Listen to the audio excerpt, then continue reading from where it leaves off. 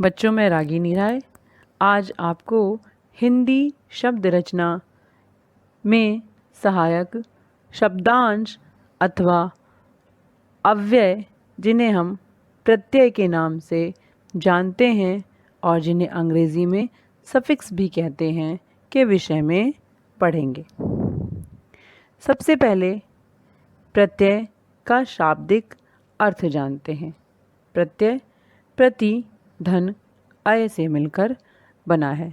प्रति का अर्थ साथ में पर बाद में, एवं अय का अर्थ चलने वाला अर्थात पीछे चलने वाला। कहने का अर्थ है कि किसी शब्द के साथ ही पीछे लग करके चलने वाला शब्दांश ही प्रत्यय कहलाता है, जिसकी परिभाषा इस प्रकार से बनती है। प्रत्यय उस शब्दांश को कहते हैं जो किसी शब्द या धातु के पीछे लगकर किसी नए शब्द का निर्माण करता है। बच्चों, इसकी परिभाषा अथवा इसे हम इस तरीके से भी कह सकते हैं, जो शब्दांश शब्दों के अंत में जुड़कर उनके अर्थ में विशेषता या परिवर्तन ला देते हैं, वे प्रत्यय कहलाते हैं। बच्चों, जिस प्रकार से उपसर्ग किसी शब्द के पूर्व में लगते हैं, उसी प्रकार से प्रत्यय शब्द के अंत में लगते हैं। अब आइए इसे उदाहरण से समझते हैं। जिस प्रकार यहाँ आप देख पा रहे हैं कि मूर्ख शब्द में ता प्रत्यय जोड़कर मूर्खता शब्द बन रहा है। उसी प्रकार दया शब्द के अंत में आलू जुड़ने से अर्थ में विशेषता आ जाती है और नया शब्द प्राप्त होता है दयालु। तो बच्चों, आप यह समझ गए होंगे कि प्रत्यय क्या है। अब आइए इन प्रत्ययों के विषय में पढ़ते हैं। प्रत्ययों का अपना कोई अर्थ नहीं होता और न ही इनका प्रयोग स्वतंत्र रूप से किया जाता है। जैसा कि आप जानते हैं कि किसी भी शब्दांश का या किसी अव्यय शब्द का अपना कोई अर्थ नहीं होता है और न ही यह स्वतंत्र रूप से प्रयोग किए जा सकते हैं। जैसे खर्च शब्द के अंत में इला जुड़ने से अर्थ में विशेषता आ गई है, जिससे नया शब्द खर्चीला बन गया है। यहाँ इला शब्दांश प्रत्यय है। अब प्रत्यय के भेद। प्रत्यय के दो भेद माने जाते हैं। पहला कृत प्रत्यय एवं दूसरा तद्धित प्रत्यय। कृत प्रत्यय क्या है? कृत प्रत्यय वे प्रत्यय जो क्रिया के मूल रूप यानी धातु में जोड़े जाते हैं, वे कृत प्रत्यय कहलाते हैं। कृत प्रत्यय से बने शब्द कृदंत कहलाते हैं। क्रिया का मूल रूप। क्रिया खाना, पीना, उठना, सोना, जागना, यह सब क्रिया है।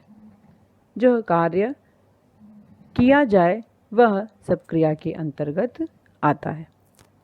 जैसे यहाँ उदाहरण के द्वारा समझते हैं। थकावट। यहाँ थक शब्द में आवट कृत प्रत्यय है तथा थकावट कृदंत शब्द है। बच्चों, जैसा कि आप यहाँ देख पा रहे हैं, थकना कोई क्रिया है। आप किसी कार्य को करने की वजह से आप थक गए हो, तो थकने का मूल रूप है थक, जिसमें आवट प्रत्यय जोड़कर थकावट शब्द बनाया जा रहा है। इसी प्रकार कृत प्रत्यय के कुछ और उदाहरण ऐसे आन, आऊ, आई, आवन, इयल आदि।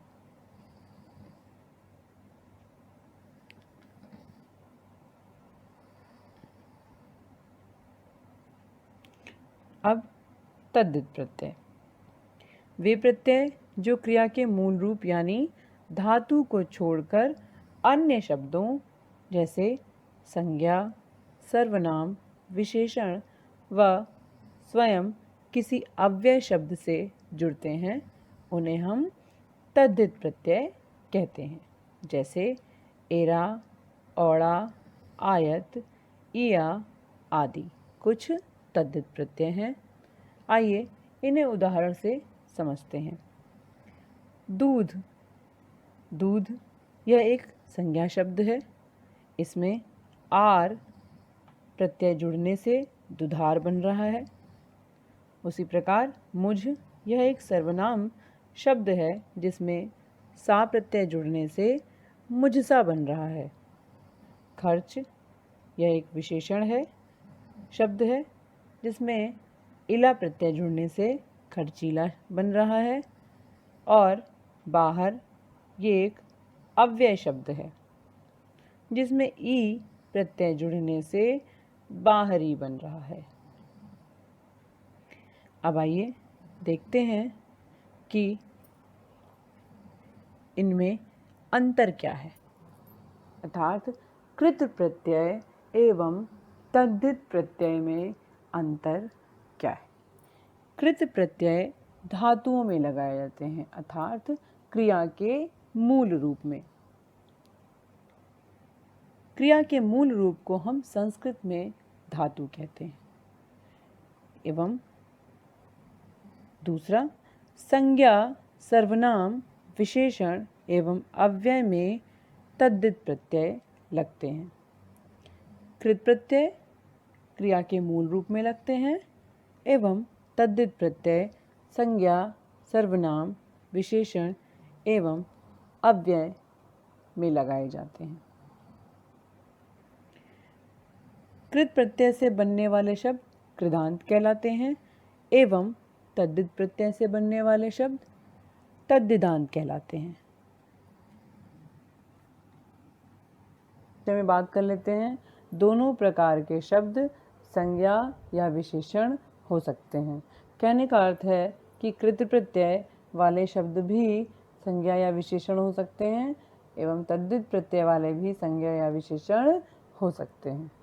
कैसे? लठ में एत लगाने से लठैत बन रहा है और चढ़ में आई लगाने से चढ़ाई बन रहा है। यह कृत प्रत्यय के उदाहरण है। उसी प्रकार सांप में एरा लगाने से सपेरा और तेल में ई लगाने से तेली प्रत्यय बन रहा है। तो यहाँ पर बच्चों आप देख पा रहे हैं कि लठैत एवं तेली एक विशेषण शब्द हैं। अब यह दो प्रत्यय कृत प्रत्यय एवं तद्धित प्रत्यय के अलावा भी कुछ और प्रत्यय होते हैं जिन्हें हमने स्रोत के आधार पर 4 वर्गों में बांटा है। पहला तत्सम, दूसरा तद्भव, तीसरा देशज एवं अंतिम है विदेशज प्रत्यय। तो सबसे पहले तत्सम प्रत्यय की ओर देखते हैं। जो शब्दांश शब्दों के अंत में लगकर तत्सम शब्दों का निर्माण करते हैं वह तत्सम प्रत्यय कहलाते हैं। यहाँ बच्चों आप देख पा रहे हैं कि जीवी अर्थात जीने वाला तो बुद्धि शब्द में लगने से बुद्धिजीवी बनता है। बुद्धिजीवी एक तत्सम शब्द है। उसी प्रकार ज्ञ अर्थात जानने वाला मर्म शब्द के साथ लगकर मर्मज्ञ बना रहा है और यह भी एक तत्सम शब्द है। ज अर्थात जन्मा हुआ जलज, यह भी एक तत्सम शब्द है। कार अर्थात बनाने वाला या लिखने वाला और इसको पत्र के साथ लगा दिया जाए तो पत्रकार शब्द बनता है और यह भी क्या है? एक तत्सम शब्द है। कुछ और तत्सम शब्द यहाँ दिए गए हैं, देखिए। इसी भांति त, तम, ता, वान, तर आदि अनेक तत्सम प्रत्यय हैं। जिनसे जुड़ करके तत्सम शब्द बनते हैं। अब तद्भव। जो शब्दांश शब्द के अंत में जुड़कर तद्भव शब्द बनाते हैं वे तद्भव प्रत्यय कहलाते हैं। जैसे इला अर्थात वाला चमक के साथ लगकर चमकीला बन गया। आई कठिन के साथ लगकर कठिनाई बनाता है। अंतु रट के साथ लगकर रटंतु बनाता है। आस छपा के साथ लगकर छपास बनाता है। और इसी प्रकार अनेकों तद्भव प्रत्यय हैं जो किसी शब्द के साथ लगकर तद्भव प्रत्यय बनाते हैं। कुछ प्रत्यय यहाँ दिए गए हैं। यथा, अत, अत, आंध, आऊ, आप, आर, आलू, आवट, एरा, पन आदि। अब देशज प्रत्यय। जो शब्दांश शब्दों के पीछे जुड़कर देशज शब्द बनाते हैं वे देशज प्रत्यय कहलाते हैं। जैसे आक चट के साथ लगकर चटाक बना रहा है। चटाक एक देशज शब्द है और यहाँ पर यह देशज प्रत्यय की भांति कार्य कर रहा है। आक। इयल भी एक देशज प्रत्यय है जो अड़ के साथ लगकर अड़ियल बना रहा है।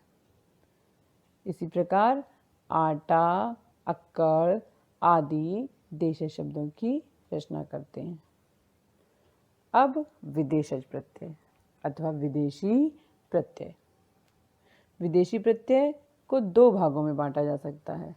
पहला अरबी फारसी प्रत्यय और दूसरा अंग्रेजी के प्रत्यय।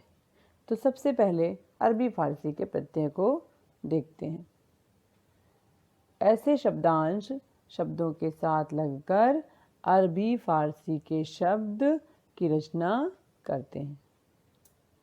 अब आइए देखते हैं किस प्रकार होती है रचना। कार काश्त के साथ लगकर काश्तकार बना रहा है। उसी प्रकार गार मदद के साथ मिलकर मददगार बना रहा है। आनी बर्फ के साथ मिलकर बर्फानी बना रहा है। और खोर रिश्वत के साथ मिलकर रिश्वतखोर बना रहा है। अब बच्चों इन सभी शब्दों को ध्यान से देखिए। काश्तकार, मददगार, बर्फानी और रिश्वतखोर ये सभी उर्दू फारसी के शब्द हैं। कुछ और उदाहरण यहाँ दिए गए हैं। जैसे दान, दार, नाक, बाढ़ आदि। अब अंग्रेजी के प्रत्यय। जो शब्दांश अंग्रेजी के शब्दों के साथ लगकर उनमें परिवर्तन ला देते हैं वे अंग्रेजी के प्रत्यय कहलाते हैं। जैसे यहाँ आप उदाहरण में देख पा रहे हैं इज्म, जिसे कम्यू के साथ लगाकर कम्युनिज्म शब्द बना रहे हैं। जैनिज्म शब्द बना रहे हैं। और दूसरा उदाहरण है इस्ट, जो बुद्धि के साथ लगकर बुद्धिस्ट एवं सोशलिस्ट सोशल के साथ लगने से सोशलिस्ट बन रहा है। तो यह कुछ अंग्रेजी के प्रत्यय थे। बच्चों मुझे उम्मीद है कि आपको आज का पाठ समझ में आ गया होगा। आज के लिए बस इतना ही। धन्यवाद।